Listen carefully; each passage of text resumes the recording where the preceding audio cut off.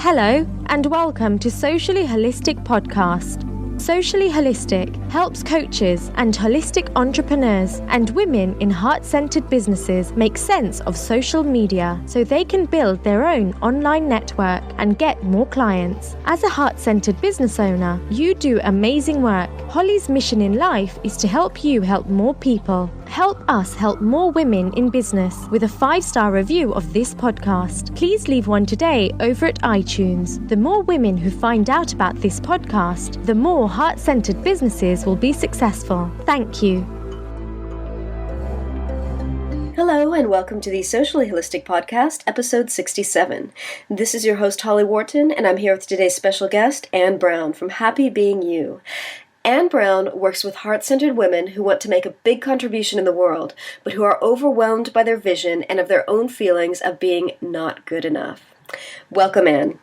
Thank you. Thanks, Holly. Thank you so much for joining us today.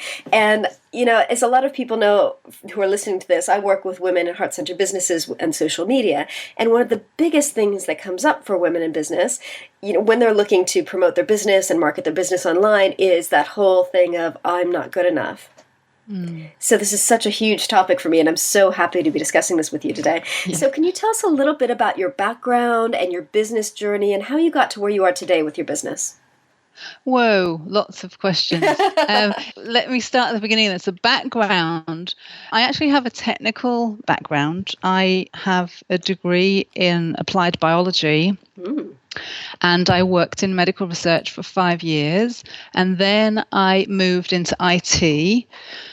And to kind of summarize that, I was moving from being stuck in a lab on my own or doing kind of technical things on my own to moving towards being with people.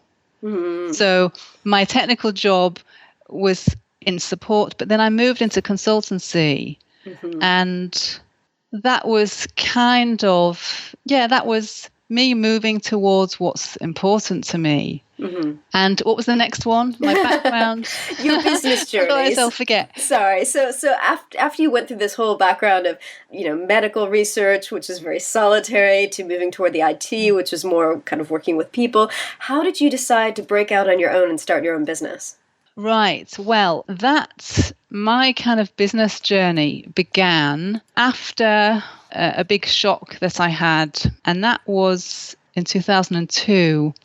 And basically my husband died very suddenly just after our daughter was born.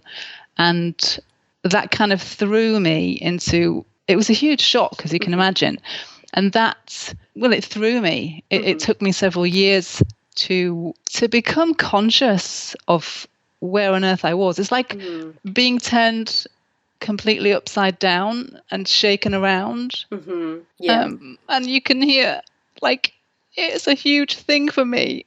But I burst into tears at that because obviously it's really emotional. But the thing that was most powerful for me after that process, you know, huge shock, big life shake-up, what really began to transform me was my ability to express my emotion.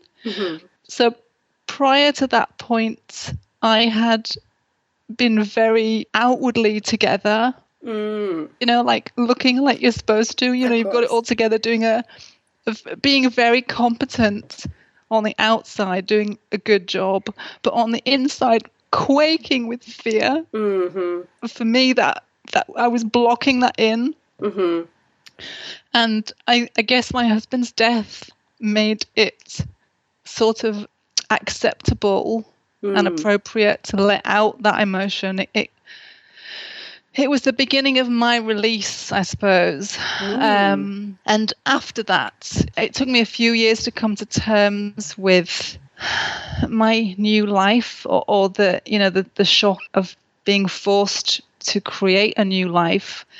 And it gave me an opportunity to begin again. And that included me training. So leaving my technical background, being drawn to wanting to work with people, and from my own experience, wanting to make a contribution in personal develop, that made a real difference to the way people feel about themselves. So I studied NLP, neuro-linguistic programming, and that enabled me to make huge shifts in the way I saw myself and what was possible for me. And I began my journey to self-expression and self-compassion and self-understanding. And I realized from that I have a gift, an intuitive gift for being with people where they're at. And I learned during my course that actually people used to respond to me in I could get to a very deep level with people. So that's a long story. And where does that bring me to now? How did I come to be in business? Well, I knew after my coach training, my NLP coach training, that I wanted to use my skills to help people.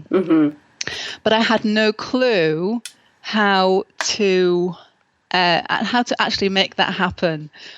And a friend of mine, so I was racking my brains, giving myself a hard time because I couldn't think of how I wanted to apply this. And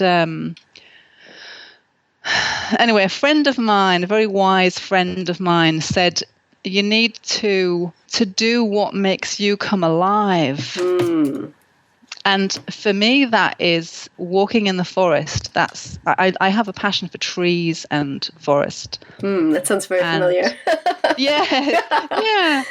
So the name Happy Being You came to me while I was walking in the forest. It came out of nowhere.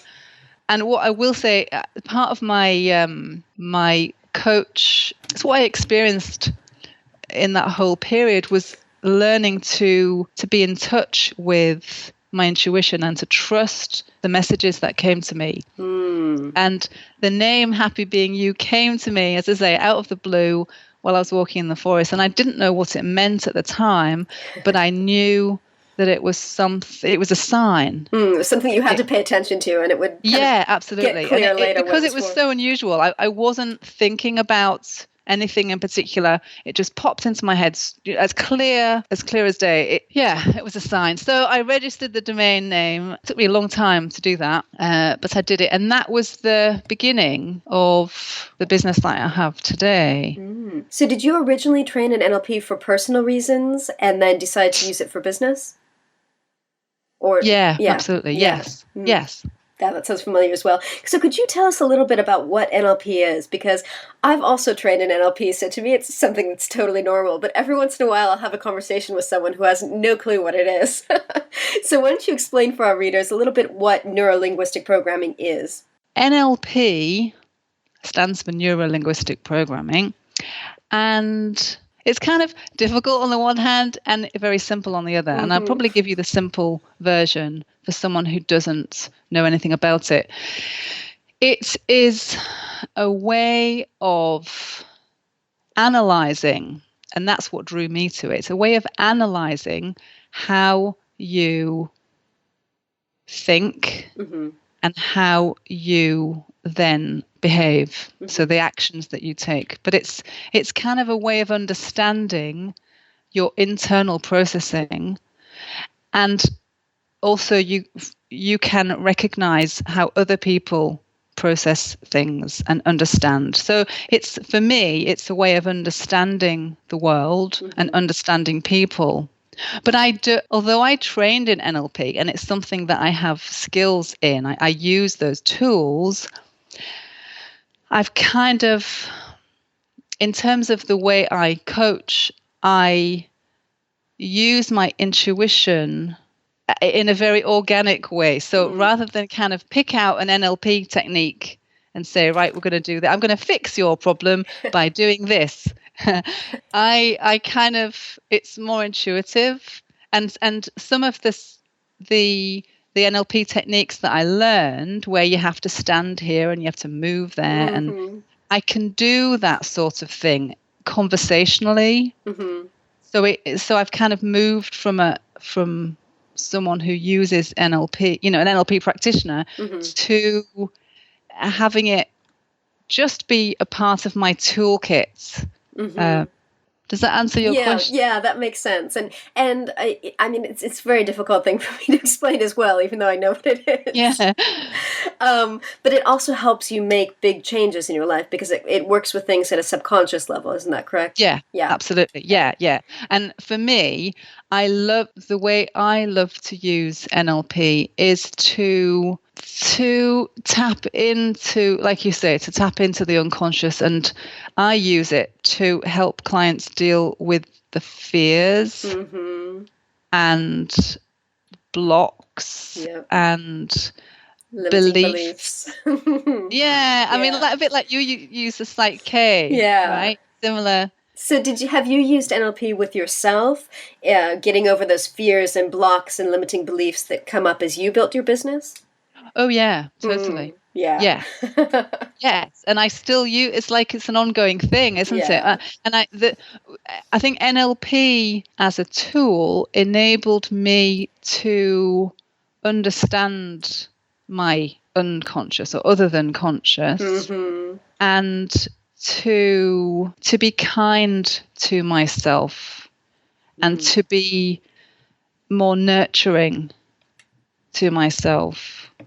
I think for me it was a way in, and you can kind of get in. You can use many different techniques to kind of to it's like a foot in the door, or an opening, a window into how you manage your internal state, how you deal with setbacks, challenges, and also how you soothe yourself when those fears come up. Because I think it can be really easy to just be hard on ourselves and say, I shouldn't have these fears. I should just, feel the fear and do it anyway, which of course never works for me. And I think it doesn't work for a lot of people. But yeah, I think it's easy to be really hard on ourselves when these things come up, rather than just saying, okay, it's here. Let's, transform it into something else and move on. So was there a tipping point in your business when things went from kind of that struggle of setting things up and to flow? Yes. And I think the tipping point for me was being able to be vulnerable in public and to admit to myself that I don't know it all. Yes. I haven't got it all together, and being able to accept where I am. And so I'm not kind of pushing myself and giving myself a hard time because I'm not way over there. I am here. I'm here where I am, and I know how to take the next step.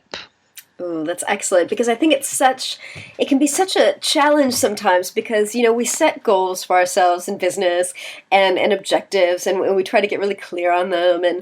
And so it's like we're constantly looking forward, but it can be really challenging to accept where we are while at the same time looking forward and planning these goals. It's like constant struggle, isn't it? It's like, because you want to be over there. Yes. But actually you're never going to get over there until or the process of getting over there is you put one foot in front of the other. You don't just keep pick going. up and fly over there. You have to actually take little steps to get there. Yes. Yeah. But I will add that I think it was when I did a video blog, in fact, it was my very first video blog, where I allowed myself to just talk about something and nothing, but I burst into tears on it. And that was a turning point for me, because I cry easily. I cry when I'm moved by something like joy or sadness, or I just move. When I'm moved by something, I cry easily, and that's something I tried to hide, and I tried I told myself that that's a bad thing. Because other people aren't like that. It's just Exactly. me. Yeah. Yeah, it's just me, and it's a weakness. And if I do it now, if you burst into tears, then people will think you're weak. But actually, I found that it's not the end of the world if you burst into tears. Or for me, if you burst into tears, because I'm expressing who I am, that's part of who I am. Yeah, and it's just another way of expressing, what you're feeling in this moment. Yes, exactly. And what I've learned is that as I have been able to do that for some time now, it allows emotion to flow through me, and therefore my intuition and all the good stuff also flows through me. I think for years I blocked out everything, and that also blocked out the good stuff. Yeah. And now that I'm okay with allowing what comes to come and not blocking that. And I have, so much more of myself available now because I'm not afraid of me. I'm not afraid of me. And that's a big thing. Yeah, that's a huge thing. And I think that's something that's really, really important for women in business to kind of get over, because the more you are yourself, the more your ideal clients will be attracted to you. Yeah, exactly. Yeah. So how do you help women in business get over those fears of being not good enough? I would start with asking them to be conscious of when those messages come up for them. I'm a big believer in internal dialogue. Yes.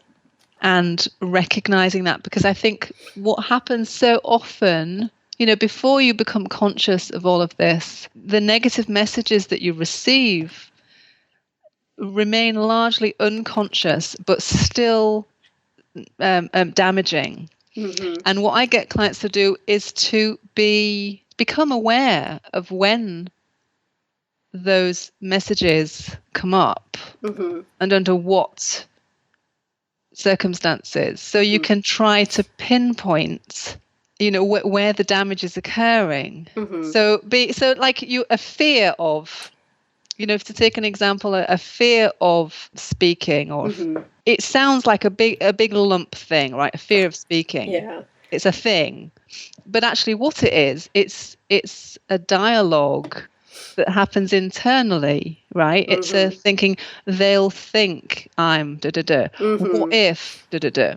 Yeah. It's like a whole mass, a jumble of internal messages that you perceive, that you feel as a fear, a big lump. But it's not a big lump. It's actually distinct, specific messages that you're telling yourself.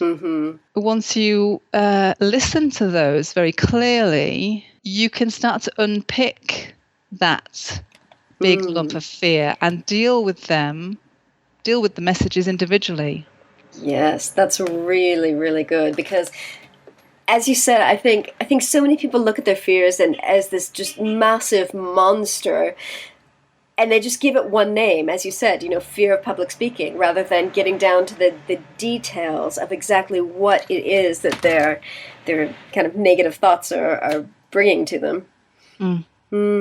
So what are your top tips for overcoming or for unpicking those big lumps of fear and getting down to those messages? I mean, how does one go about doing that?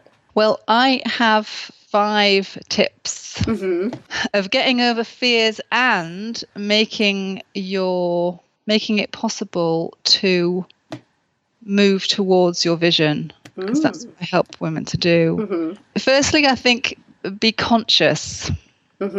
Conscious of how you speak to yourself. Yes. And how you're approaching things. And if you compare yourself to others, which we all do, right? At least be conscious of that's what you're doing. And don't let it go and slip unnoticed. The next one is be compassionate and kind to yourself when you are making those comparisons, there's a way of comparing that either, is kind or it's very damaging. And my next one is be curious. And I think, what is the underlying why?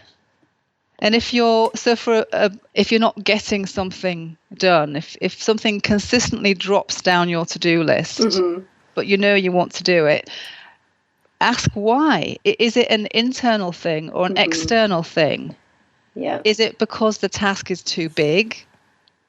Do you need to learn something else in order to do that task? Or is it a fear or a limiting belief? Is it an internal thing? So curious. Yeah. And celebrate. The next one is to celebrate. Celebrate where you've got to. Those little steps that you take, they can easily be forgotten in the next leap to the next, where you're seeing your vision ahead. Yeah. But if you don't celebrate, then you'll forget. You won't recognize how far you've come. And I think it's by celebrating those little steps and looking back and seeing how far you've come that you feel good about where you are and how far you've traveled, and that makes you feel good. Yes, it does. And I think because that's we don't often do that, do we? We don't often celebrate. We move on to the next thing. Exactly. It's like we're constantly moving forward, and we don't look at how far we've come. And I think that's really, really important to do. Yeah, absolutely. And my last C is community. And that means either getting a buddy or a group, either in person or online, doing a Skype call, but getting community, getting support for where you're at and where you want to be, because we can't do this alone. Of course. Yeah. Excellent tips. Thank you so much for that. So how can other women in business benefit from working with you? You've got a number of different offerings. Well, my best clients are heart-centered women who want to make a contribution in the world. They have a vision of what they want to achieve, but they're sabotaging themselves because the vision is too big and they haven't got a clue how to break it down into doable steps and stick with it to make it happen. And they're telling themselves that they're not good enough. There's something inherently flawed in them and they couldn't possibly do what they really want. So I'm in the process of reworking my offers, but how I work with women, I have a clarity session, which is a single session. And I also have a program it will be a block of coaching sessions. And it will be around getting clear on their vision and why they want it, enabling them to break down that faraway vision, condense it into small bite-sized pieces, become conscious of what's really going on for them when they even think about moving towards that vision. So the sabotage, the underlying not good enough messages, and the fear and limiting beliefs that are getting in the way. And then as they come up, it's a very organic process, this. As those fears come up, and then clients might not even be aware of all those blocks, but they come up when they come up, and we work with them as they come up.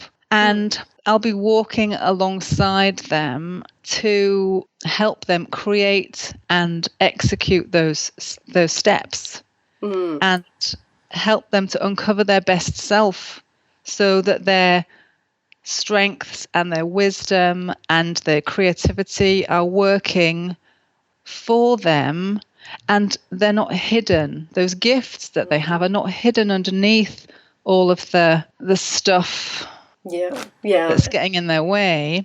And also I challenge. I would say I gently challenge, and I'm passionately curious. Excellent. So I'm an intuitive coach with a curiosity for asking why and enabling clients to to answer those questions that enable them to move forward in doable steps. Excellent. I think curiosity is a really, really important aspect of any coach. Yes. Yeah. Yeah. So, Anne, do you have any women business mentors? Are there any women in business who inspire you? Yes. Well, I don't know if I mentioned Brené Brown, but she's been a big influencer on me in terms of being okay with who I am and being able to step out and be more visible and be vulnerable. And also Corinna Gordon-Barnes. And she's someone who inspires me because of her focus and drive and determination and all of those things that that make her a success in business. But she also has an obvious heart and a real desire to make a difference with the skills that she has. And I like that she has built a community around her. And of course, that's what I would like to do eventually. Excellent. Yeah, it takes time. I mean, you've got to kind of keep on doing your thing for a while and build up that following. But yes, I totally understand that. So, Anne, where can people find you online? Yep, my website is happybeingyou.com. I'm also I'm dabbling in social media. I'm on Facebook at Happy Being You, and I'm on Twitter with the same name. Excellent, and that's where we originally met. Yes, yes. Excellent. Well, thank you so much for joining us today. I think you've got some excellent tips and advice on how to get over those fears of not being good enough, because that's just such a big thing that comes up for so many people in business. Yeah. Thank you, Holly. Thanks. Thank you. And thank you for listening. And remember to visit sociallyholistic.com/SHP67 for the show notes on this episode. Thank you. Thanks so much for listening to the Socially Holistic Podcast with your host, Holly Wharton. Please help us help more women in business by giving us a 5-star review of this podcast. The more women who find out about this podcast, the more successful businesses there will be. So please leave a 5-star review today over at iTunes. Thank you.